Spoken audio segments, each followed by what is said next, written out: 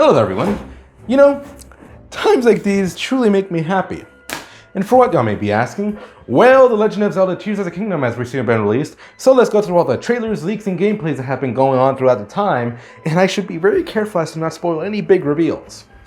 Also, for the people that have played the game 2 weeks early, well, I hope you had fun and didn't spoil anything too big very early, because Nintendo really likes to spoil people's fun time with lawsuits and all that kind of stuff.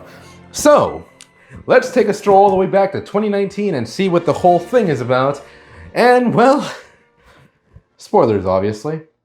Before the teaser dropped, there was little to no speculation for a sequel, mainly because the last Zelda game to have one was all the way back in the cock and ball torture that was the N64 era, with the release of Majora's Mask. I do remember seeing some people speculate that there is one in production and that it will be something more like Super Mario Galaxy 2, where it's just over-glorified DLC calling itself a sequel.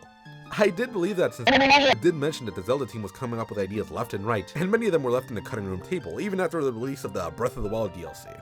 But then I remember these highly reliable sources did say that the Switch Pro would be announced in the same week the Lite was announced, so I took it with a bit of hesitation. Until E3 2019, where we were met with this beauty.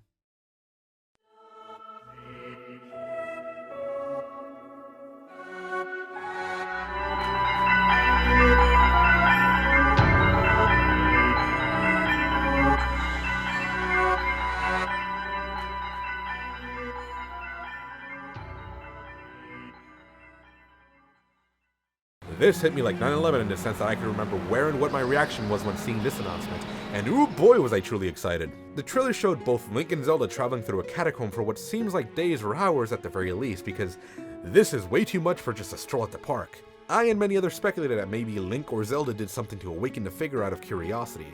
But why would the two enter the long catacombs if they didn't know what they were looking for? I watched this many times and started digging up the making of the Breath of the Wild series Nintendo posted back in 2017 to see what may be in the works for this game. When I saw Link with his arm very likely from attacking the ominous figure or it attacking Link, I was immediately reminded of the concept art shown in part 1 of the making of the Breath of the Wild series, where it showed a mature one-armed Link and a masked one with a morphin black arm that can be used as a weapon, and funnily enough, he's carrying a broken Master Sword. I wonder if that'll become relevant later. Near the end, Hyrule Castle is detached from the ground and begins to rise to the sky, which raised the possibility of there being a Skyworld this time around. Not only that, but Eiji Aonuma did reveal back in 2017 that he really wanted to explore the spaces in between the Skyworlds in Skyward Sword, but was unable to, very likely due to the technological restraints. While it is relevant to Aonuma talking about his desire to make a more explorable world, I felt like he really would want to go back and scratch that off his dear bucket list, and with the benefit of hindsight, that would be it.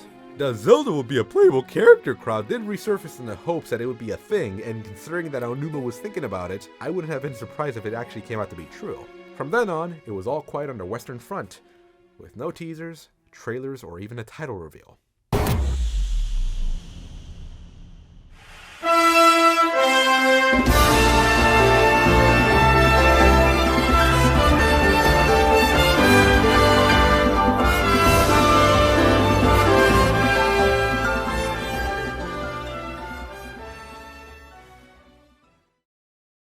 Nintendo decided to release 2 directs, with one being alright and the main crowd pleaser being Skyward Sword and the reveal of Splatoon 3, and the other being released at an agoraphobe convention, also known as E3. Let's point out the obvious. This teaser starts off with the last one left off, showing a bit more of what happened in the catacombs and the ominous figure. Link is engulfed by the black energy from that same ominous figure and gets his arm burnt, very likely from either attacking or from the other figure attacking him. And Zelda falling into the abyss, and then we get confirmation.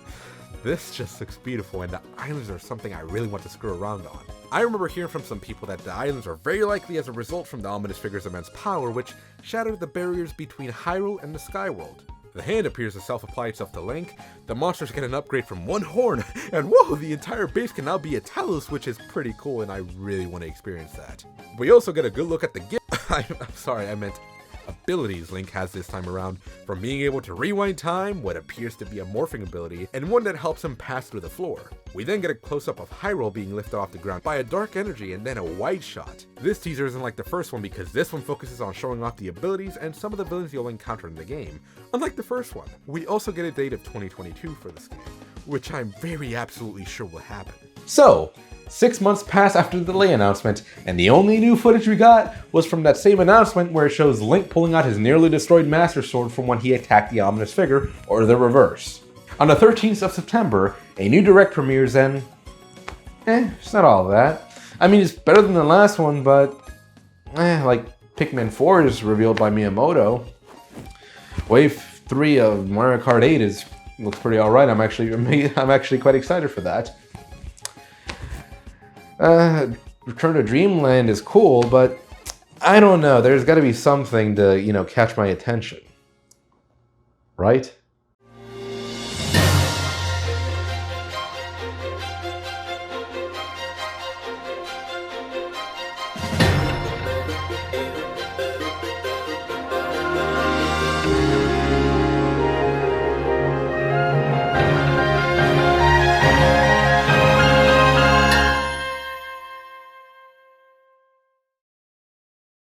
The trailer begins by showing a figure with long ears, then what seems to be wall carving showing a war that happened hundreds of years ago between the Hylians and the forces of Ganon.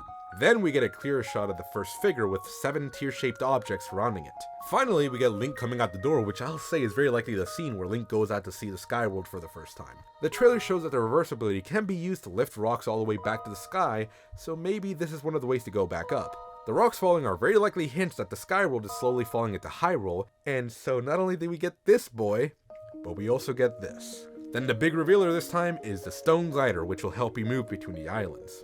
The thing that also caught my attention were these green lines at the top of the mount, and Death Mountain spitting fire, but it also looks off. The biggest reveal of them all is the title. So say hello to The Legend of Zelda Tears of the Kingdom, and hello the 12th of May. I prefer the second teaser a bit more, but this one isn't that bad. Now let's see the next.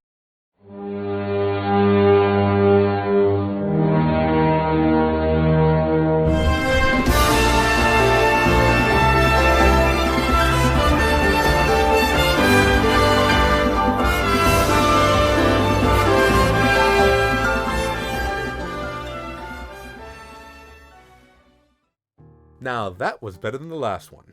This one shows us Hyrule in a dark and rainy day, but we get shots of some of the memorable areas from Breath of the Wild, such as Hateno Village, Hylia Bridge, and what seems to be a Gleeok in the path, so something must be going on down south. The ominous figure saying, "Rise, rise, my servants. Sweep over Hyrule. Eliminate this kingdom and her allies. Leave no survivors!" and spawning monsters across the land. Link about to be grabbed by Sheikah Guardian Arms, a large mechanical cube-shaped monster which you get to fight in one of the Sky Islands, I assume. And you know what? Let's just cut to the chase. A brand new flying monster is introduced to the game. In Hateno Village you see a green swirl which looks like to be one of the new shrines. The Sheikah Towers are back and deactivated, so you'll very likely have to activate them back, and this time they have light surrounding them, so maybe there are monsters guarding them from any attempts to reach them from the sky. Those weird glowing lines are back, but they look much bigger than I thought. The guard towers are much higher, and there's also these blue spirit lights which may have some purpose as a currency or something. It seems like now there are caves you can go to, with a new weapon being introduced, and a new kind of arrow that follows a nearby enemy. We also get a taste of what the new puzzles could be. Oh, and the developers decide to take a page off of Banjo-Kazooie's book and introduce craftable vehicles. So that'll be a fun thing I'll have to try out when the game ever decides to show up to my house. Because, you see kids, you may have gone lucky in getting your pre-orders as early as possible. It doesn't mean you'll get it on time, and sadly, I'll have to wait until the 15th. Make that later. You thought that was it? No, there's still a couple more things to cover, like a collector's edition being revealed, if you can get any that is, a Link amiibo to accompany it, and most importantly of all, the game itself being made available to pre-order that same day, physically and digitally. With a $10 price increase. A lot of people really didn't like that, and I don't exactly blame them. I will admit this. I am very excited for that collector's edition to arrive because I really want to look inside that book.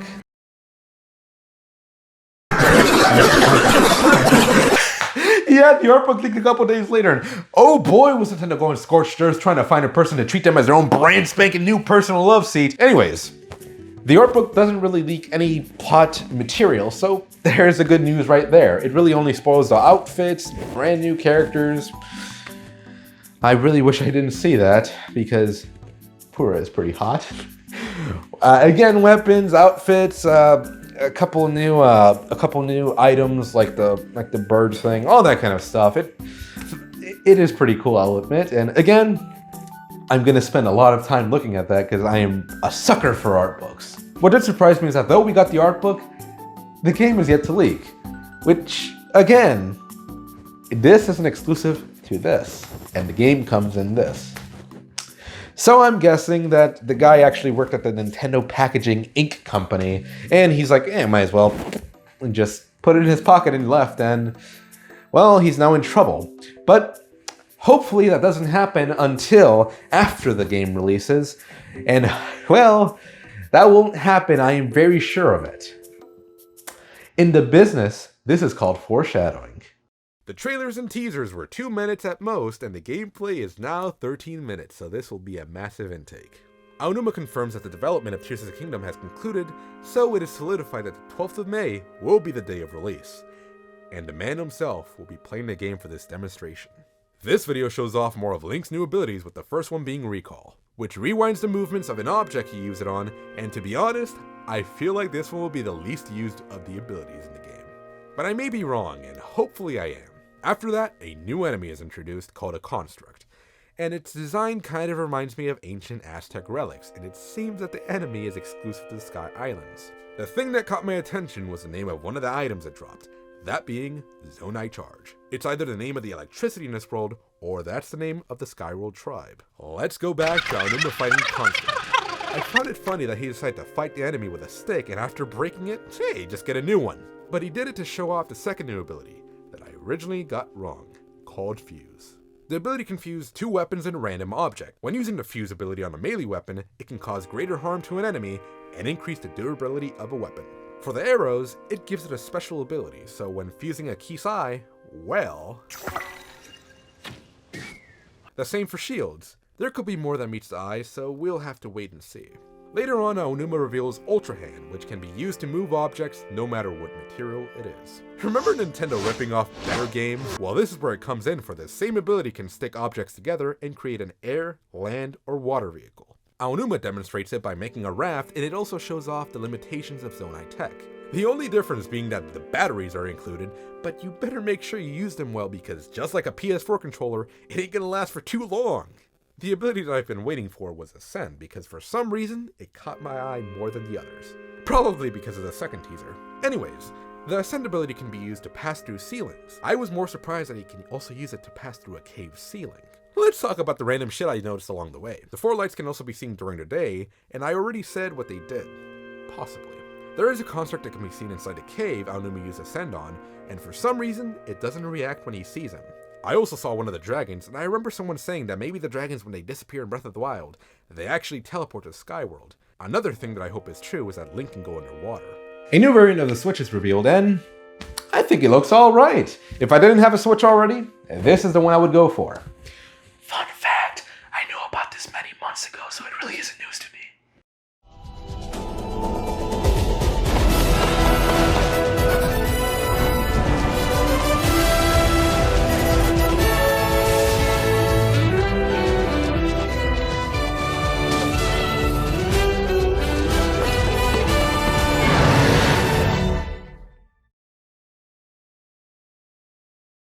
Not even a month later, Nintendo announces a final trailer for Tears of the Kingdom, and instead of it simply being uploaded and published, they instead treated it like a direct, and for good reason.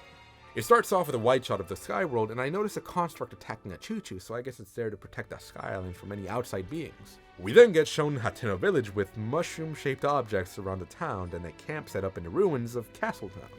Off in the distance, there is a huge circular object near Kakariko Village, and as I've guessed, it seems that the buildings and possibly the islands themselves are falling down on Hyrule.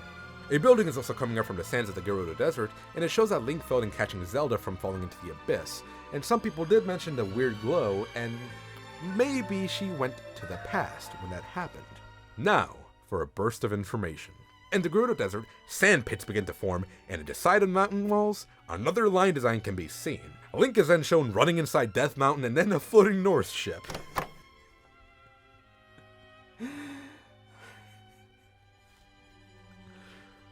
Okay, what the fuck?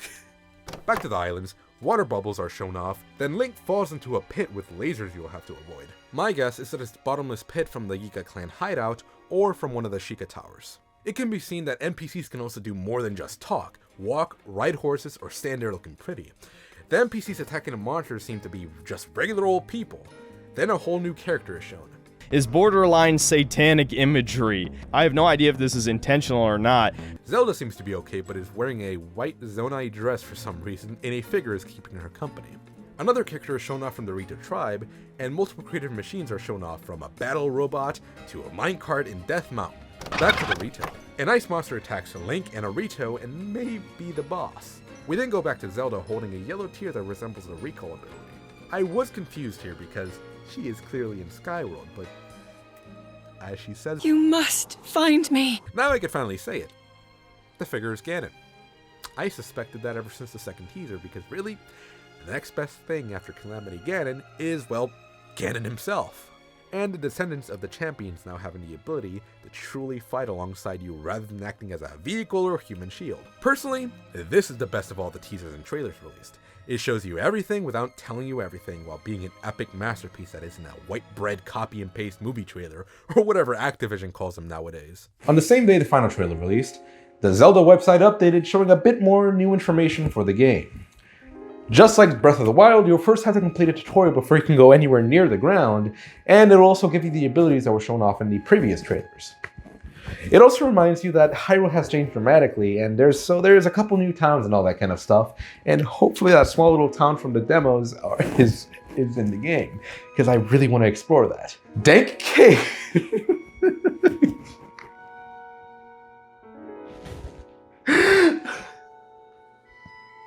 Oh boy. Yes, I know what it means, so piss off. I just really like that word. And even mysterious gaping chasms springing up across the world.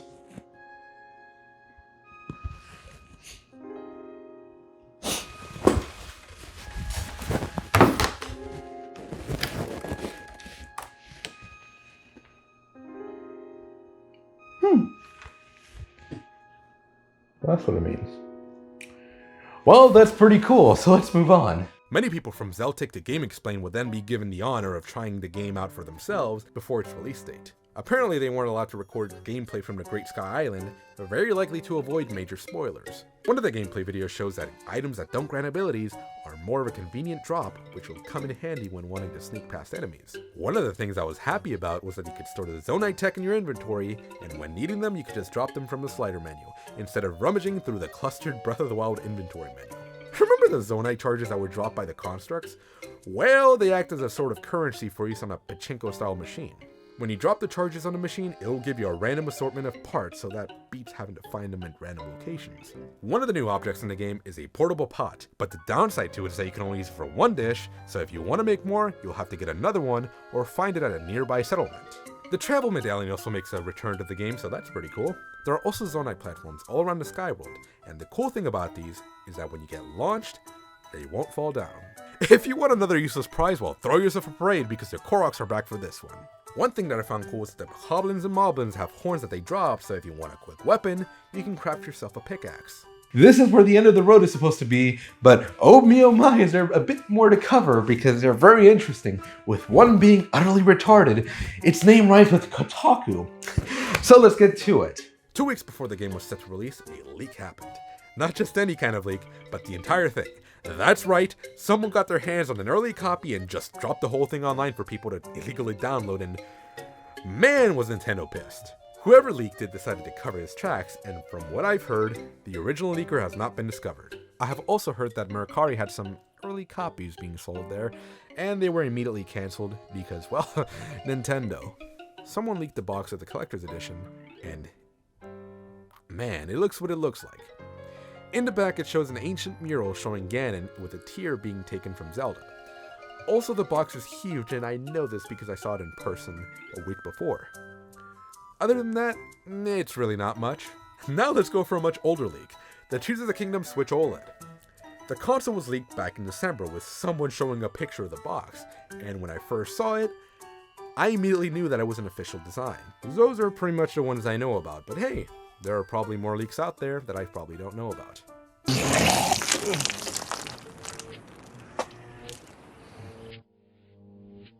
Kotaku, what the fuck is that? Well, Kotaku is what happens when you grab a bunch of soy-faced bitches into one room, make them all smother their own farts and tell them how fucking good of a job they're doing as they write articles about animal cream, teen butt plugs, right guys? These are some of the best you can get in the fucking business. Not only that, you even basically tell them how to illegally download Metroid Dread a day after its fucking release.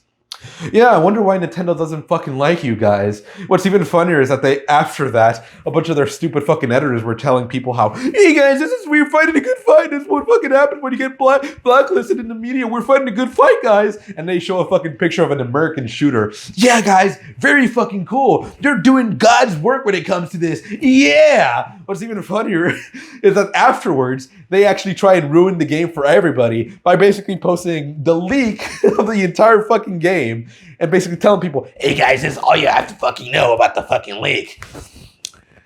Yeah, fuck you. What's even funnier afterwards is that they try and fucking cope by basically telling people, you know what? Having a 6 out of 10 is a good fucking thing with this game. Yeah, sure, if you're a fucking sped, I guess. But hey, that's probably just the business. Well, that's when you fucking remember that Ubisoft and Bethesda blacklisted you from their fucking catalogs.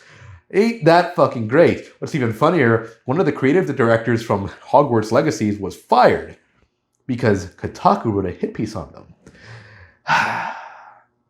What a great company.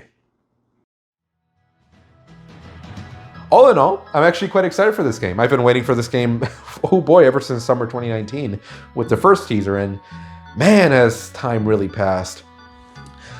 And for the people that are waiting over at Nintendo New York, or those that have waited, well, hopefully you have a great adventure and hopefully you actually have a good time with the game. And yeah, that's pretty much kind of where it all goes. But yeah, hopefully I do get my game on time. I ordered it and apparently I won't be getting it until the 18th. Ain't that fun? So that's pretty much all there is to it. So yeah.